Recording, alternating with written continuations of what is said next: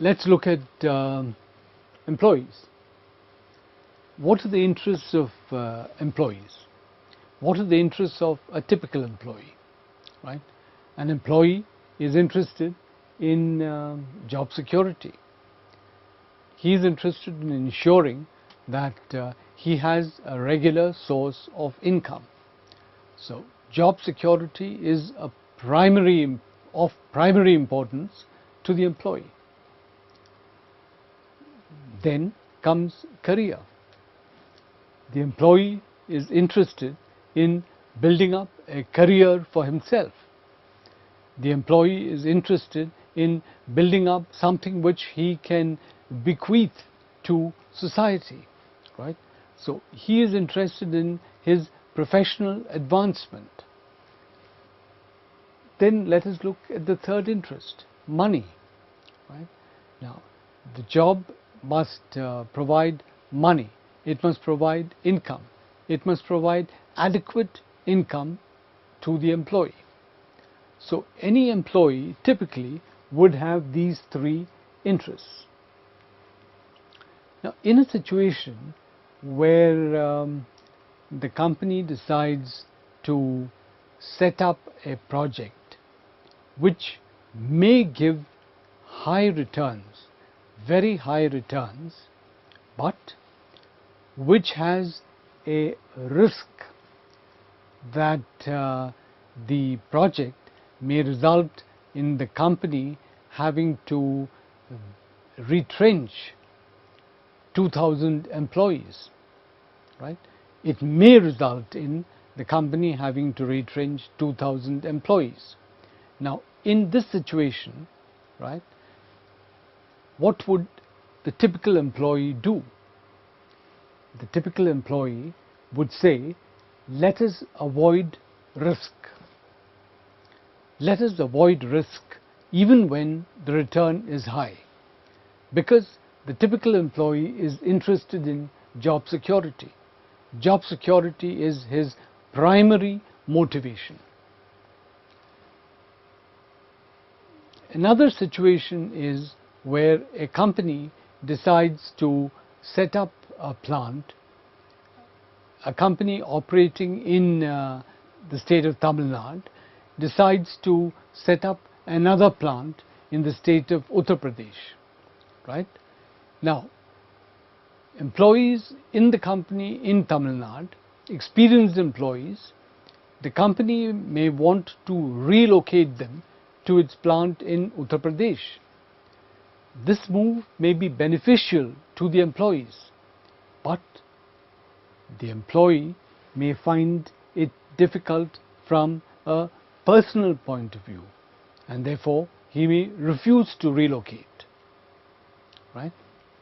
Or there may be a situation where employees are aggrieved and may decide to go on a strike, even though this harms both the financial interests of the company, it harms their own financial interests, and it harms the reputation of the company.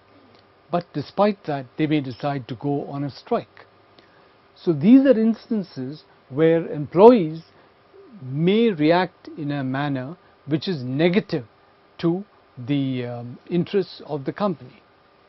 Now, let's look at another kind of stakeholder.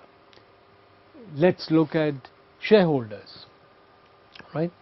Now, shareholders, what are their primary interests?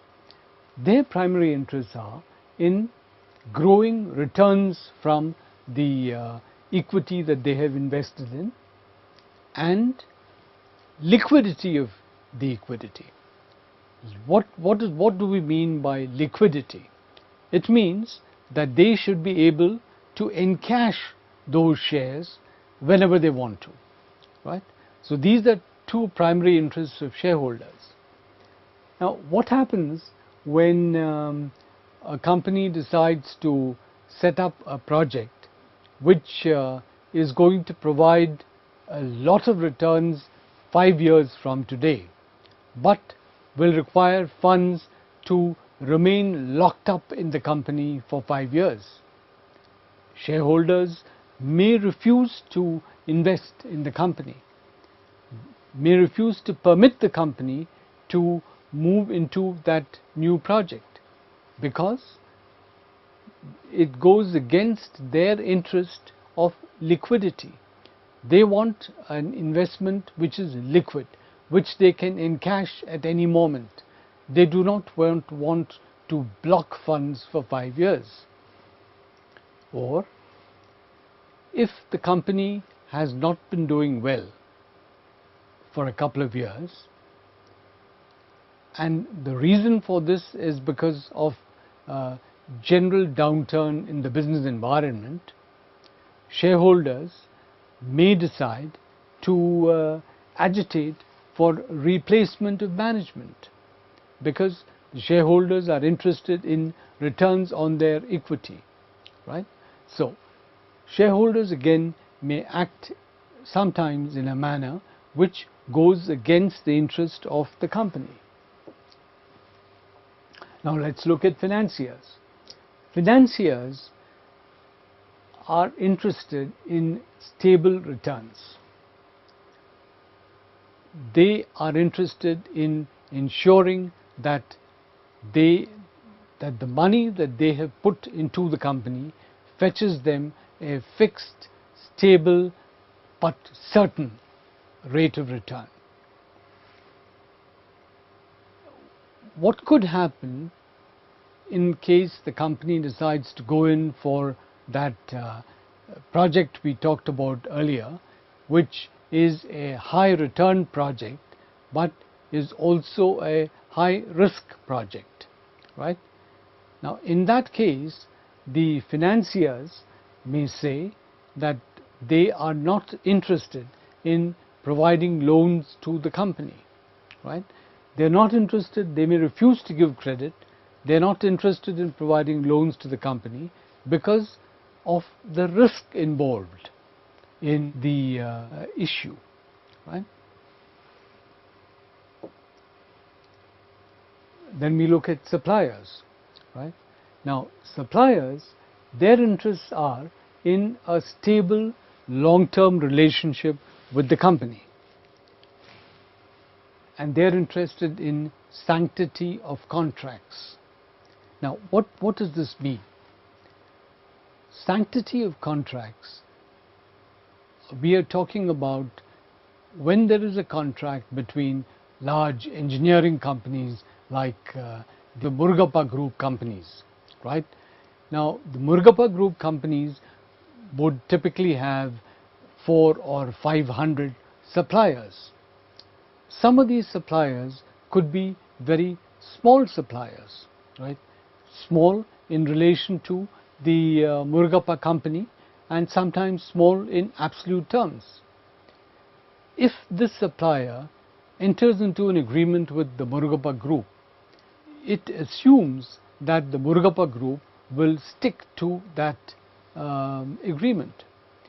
The Murugappa Group itself, of course, has very high standards of behavior, and therefore it will stick to the clauses of the agreement. But unfortunately, there are other large companies whose methods of behavior are not equally ethical, right? And this is where the supplier might feel that his interest is being compromised. So what would the supplier do in this case?